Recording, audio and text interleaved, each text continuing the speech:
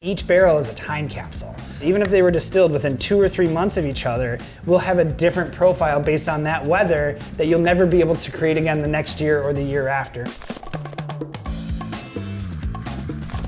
I actually started at the Great Dane. I was assistant brewer for a year, and then I actually took over the brewery as their head brewmaster at 25, and that's when I met Kimm. I'm originally from the Green Bay area. I found a place to live adjacent to the Great Dane, met Dan, who was working there at the time, and I have not left.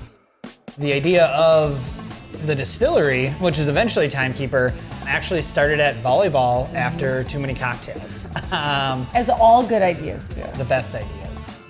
You know, it's really cool to be part of the story of this facility. It was built in 1901, and it was served as an active railway station. We fell in love with this building. What was really funny is we bought the building October 6th and got married October 28th and spent our honeymoon here filling 6 40-yard dumpsters full of demolition rehab items, and it was very hard to envision, but as you started to chisel away at the many layers that they had laid over the brick, and you could see some of the 1901 Ringgold and Cream City brick come to life. You're like, okay, now I'm seeing the vision. The infrastructure of the outbuilding where the distilling and the magic happens is really what sold Dan.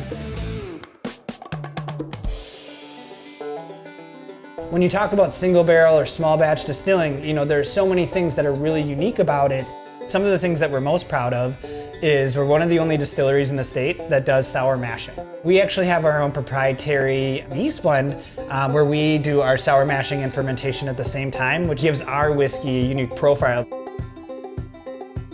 We'll get here around 8:30 in the morning, and the farm will be here with a fresh batch of grain. So when we start that process that day, it tastes like warm hay water. When we're done, it tastes like sweet cream corn. We ferment over the grain, we distill over the grain. Again, we want all those oils, we want all those flavors. We'll do our cuts a little bit lower. We want more of those flavors from that mash to shine through.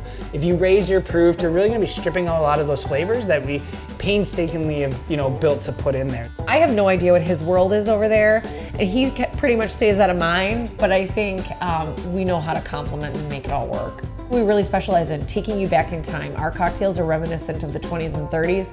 We really believe that we don't sell whiskey, we don't sell cocktails, we provide an experience. And it starts when you pull up and you see the original 1901 historic Milwaukee Road Depot. And then when you open the door, the first thing you're greeted with is one of our bartenders shaking cocktails, knowing that these are local grains, knowing that these are community members that are taking care of them. It really is the experience of Wausau.